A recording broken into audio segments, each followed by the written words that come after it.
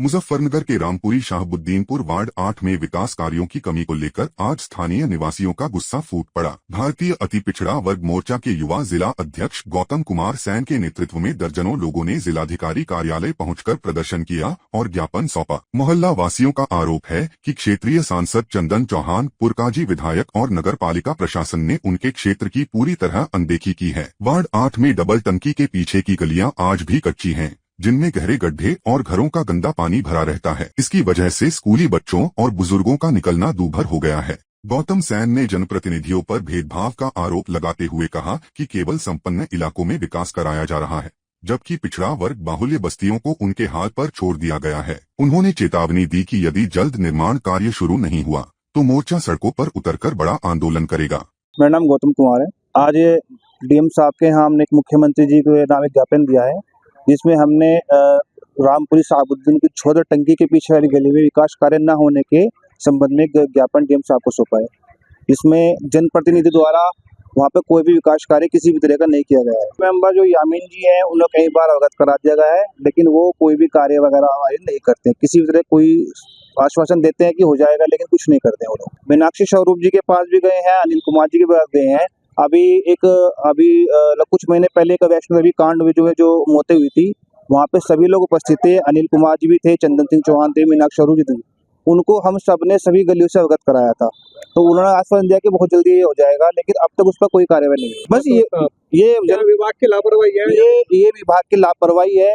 ये लोग सोचते हैं कि पिछड़े लोग हैं, गरीब लोग हैं, कुछ नहीं हो पाएगा, लेकिन अब ऐसा नहीं होगा। अगर ये लोग विकास कार्य करेंगे तो हम भी कुछ सोचेंगे, नहीं तो हम लोग इनके वोट का बहिष्कार करेंगे। हम वोट नहीं देंगे, बिल्कुल। काम नहीं तो वोट नहीं है। हमने गली में बैनर लगाया हुआ है, हम किसी भी प्रतिनिधि को कोई वोट नहीं देंगे, बहिष्कार करेंगे। अगर वो बात में देखो, ये नहीं कि बात पे कोई हमारी कोई अपनी पर्सनली है, वो कुछ नहीं है। जो काम करेगा वो राज करेगा, चाहे वो कोई भी पार्टी हो, सपा हो, बसपा हो, भाजपा हो, रालोद हो, कोई भी पार्टी हो। जो काम करेगा वही राज करेगा। आने जाने की समस्या है कि सड़कें तो आप पूछो वहाँ है ही नहीं है। सड़कें तो वहाँ पे है ही नहीं है, पानी भरा हुआ है, खड्डे भरे हुए हैं, लोग गिर जाते हैं। अभी हाल में हमारे चाचा है, इनके रिश्तेदार भी वहाँ पर ही पटे गए, उनका कुल्ला टूट गया। बताइए कौन जिम्मेदार है? वहाँ पे बच्चे स्कूल जाते हैं, बच्चे आधे पानी में होकर जाते हैं। घरों का सारा गली जो घर से गंदा पानी निकलता है, सब सड़कों पर भरा हुआ है। सबको निकलना है, उसका निकल के हम यही समाधान चाहेंगे कि जल्द से जल्द ये सड़कें वगैरह जो भी है, नाली सड़कों का निर्माण, खंभों पे लाइट वगैरह, पानी की सुविधा, सबका जो है विकास कार्य वहाँ पे होना चाहिए। नहीं होगा तो उसके लिए हम एक बड़ा धरना प्रदर्शन देंगे। मुजफ्फरनगर के थाना भोपा क्षेत्र के गांव रहकड़ा में सरकारी भूमि और शमशान घाट पर अवैध कब्जे को लेकर ग्रामीणों में भारी रोष व्याप्त है। ग्रामीणों ने आज जिलाधिकारी को ज्ञापन सौंपकर वर्तमान प्रधान पति प्रवेश पर दबंगई के गंभीर आरोप लगाए हैं। शिकायत के अनुसार प्रधान पति ने न केवल 10 बीघे के सरकारी तालाब पर कब्जा कर मकान बनवा लिए हैं, बल्कि गांव के सार्वजनिक कुएं को भी बंद कर अपने घर के अंदर ले लिया है। ग्रामीणों का सबसे बड़ा आरोप हिंदुओं के शमशान घाट की जमीन को लेकर है, जहां कथित तौर पर जबरन रास्ता बनाकर सरकारी पैसे से इंटरलॉकिंग टाइल्स बिछवा दी गई हैं। पीड़ितों का कहना है कि विरोध करने पर उन्हें धमकियां दी जा रही हैं और गांव के सांप्रदायिक सौहार्द को बिगाड़ने की कोशिश की जा रही है। ग्रामीणों ने प्रशासन से शमशान, तालाब और कुएं को जल्द कब्जा मुक्त कराकर सख्त कार्रवाई की मांग की है। भोपा के पास क्या मामला है? मामला यह है, इसमें एक हिंदुओं का मूर्त घाट था, शमशान घाट। इसने क्या किया, इसने किसी को बताया नहीं, रातों रात इसने उसमें अवैध कब्जा करके अपने निजी मकान के लिए रास्ता बना दिया। और सरकारी जो सिलसिले में भी नहीं, रास्ते भी सिलसिले में नहीं हो, और इंटरलॉक गेट लगा दी सरकारी पैसे से 1532 में। उसमें शमशान घाट कब्जा उसने इंटरलॉक लगा के अपने मकान पर लिए रास्ता लेके आओ। अब समस्या उसे कहा तो उसने ये कह दिया कि भाई तुम कहीं जाओ। उसने ये कह दिया कि भाई मैं तो लगाऊंगा, अब तुम कहीं भी चले जाओ। और अब ये उसने जो है पिलर खड़े करने चाह रहा था उसमें, जबकि पोल बना भी दिया उसने अपने दादा के नाम से गांव का, उस पर गेट लगाना चाह रहा था।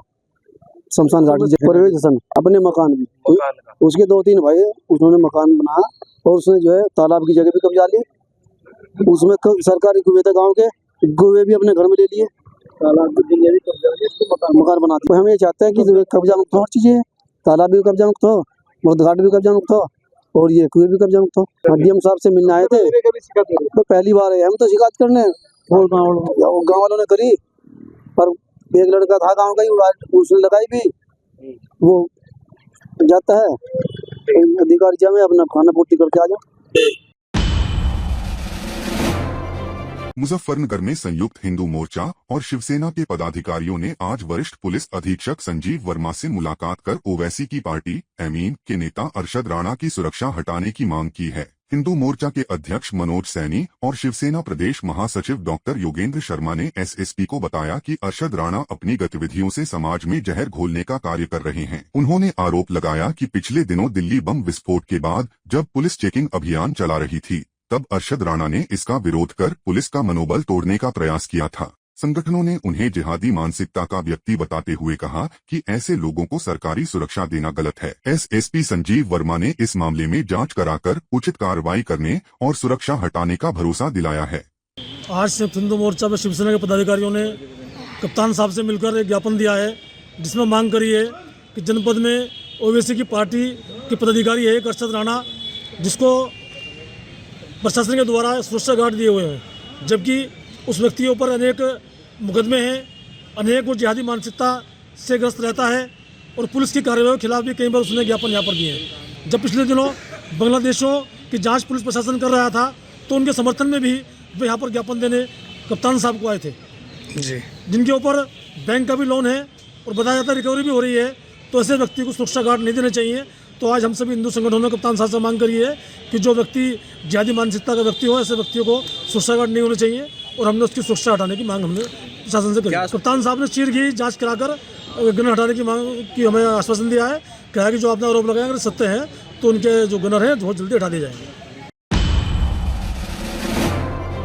उत्तर प्रदेश के सहारनपुर और राजस्थान की जयपुर पुलिस ने एक साझा ऑपरेशन में नकली नोटों के बड़े अंतर्राज्यीय नेटवर्क को ध्वस्त कर दिया है। पुलिस ने सहारनपुर के घंटाघर क्षेत्र के एक होटल से मास्टरमाइंड गौरव पुंडीर को गिरफ्तार किया है, जिसके पास से 4.30 लाख रुपए के नकली नोट बरामद हुए हैं। इस गिरोह का खुलासा तब हुआ जब 14 दिसंबर को जयपुर में 2 लोग करीब 3 लाख के नकली नोटों के साथ पकड़े गए थे, जिन्होंने पूछताछ में गौरव का नाम उगला। पुलिस ने जब गौरव के घर पर छापेमारी की तो वहां बाकायदा नकली नोट छापने की पूरी फैक्ट्री चलती मिली, जहां से हाईटेक प्रिंटर, डाई और अन्य उपकरण बरामद किए गए हैं। आरोपी ने कबूला है कि वह कई राज्यों में इन नकली नोटों की सप्लाई करता था। फिलहाल राजस्थान पुलिस उसे ट्रांजिट रिमांड पर जयपुर ले गई है, जहां इस सिंडिकेट से जुड़े अन्य नामों का खुलासा होने की उम्मीद है। दिनांक 14/12/2025 को जयपुर में 2 मुलजिम हमने जाली नोट के साथ 2,01,000 रुपए कीमत के 500 और 200 के भारतीय जाली मुद्रा थी, उनके साथ उनको अरेस्ट किया था, जिसमें से गोविंद चौधरी नाम का मुलजिम था। उसने इतला दी थी कि ये नोट में सहारनपुर में कोई गौरव पुंडीर है, उससे खरीद के लाया हूँ। वो 1 लाख रुपए के 3 लाख रुपए कीमत के जाली नोट देता है। 1 लाख रुपए सही मुद्रा के 3 लाख रुपए जाली नोट देता है। उसके बाद हमने कल दिनांक 17 को गौरव पुंडीर को 4.5 लाख रुपए जाली नोटों के साथ गिरफ्तार किया, और उसके जो सेंट्रल कॉलोनी निवास स्थान है वहाँ से नोट छापने की रंगीन प्रिंटर, लैपटॉप, कटर मशीन, जो पेपर पे ग्लो लाने के स्प्रे, पाउडर और काफ़ी अध छपे हुए नोट बरामद किए। आज इनको कोर्ट पेश कर रहे हैं और ट्रांजिट रिमांड लेके जयपुर जाएंगे। देखिए, कुछ दिनों पहले हम लोगों को राजस्थान पुलिस से एक सूचना मिली थी कि सहारनपुर का रहने वाला कोई व्यक्ति है जो कि नकली नोट बना के और फिर अलग अलग राज्यों में नकली नोट सप्लाई कर रहा है। इसी की सूचना पर हमने फिर अपनी टीमें लगाई और इसमें राजस्थान पुलिस का भी सहयोग लिया, जिससे हमने फिर उसमें जांच पड़ताल शुरू की, जो कि कल दिनांक में हमको 2 लोगों को यहाँ से सहारनपुर से गिरफ्तार किया है, जिसमें से एक व्यक्ति वो सहारनपुर का रहने वाला है और एक व्यक्ति दिल्ली का रहने वाला है। दोनों जो लोग हैं एक दूसरे को इंस्टाग्राम के माध्यम से जानते हैं और इससे उनकी दोस्ती हुई और इसी तरह से उन्होंने गैंग बनाकर नकली नोट छापने का काम शुरू किया है। ये नकली नोट छाप के उसके बाद फिर उसको अलग अलग लोगों को इंस्टाग्राम के माध्यम से बुलाकर और अपने यहाँ पे सहारनपुर में उसको देते थे।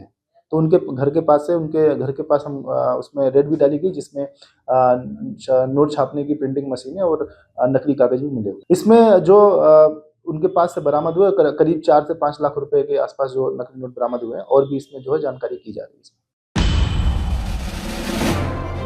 शामली जिले के कैराना तहसील में वन विभाग द्वारा जारी बेदखली नोटिस के खिलाफ 32 गांवों के किसानों का गुस्सा फूट पड़ा है। बड़ी संख्या में कलेक्ट्रेट पहुंचे ग्रामीणों ने धरना प्रदर्शन करते हुए प्रशासन से न्याय की गुहार लगाई। किसानों का आरोप है कि जिस भूमि पर वे पिछले 70 वर्षों से खेती कर रहे हैं और जिसके सभी राजस्व दस्तावेज उनके पास मौजूद हैं, उसे वन विभाग 1955 के पुराने आंकड़ों के आधार पर अपनी जमीन बता रहा है। प्रदर्शन के दौरान भाजपा नेता मनीष चौहान ने भी किसानों का समर्थन किया और जरूरत पड़ने पर सुप्रीम कोर्ट तक लड़ाई लड़ने का भरोसा दिलाया। प्रतिनिधिमंडल ने जिलाधिकारी अरविंद चौहान से मिलकर नोटिस निरस्त करने और अपना पक्ष रखने के लिए समय देने की मांग की है। किसानों ने स्पष्ट किया है कि वे अपनी पुश्तैनी जमीन को बचाने के लिए आखिरी दम तक संघर्ष करेंगे।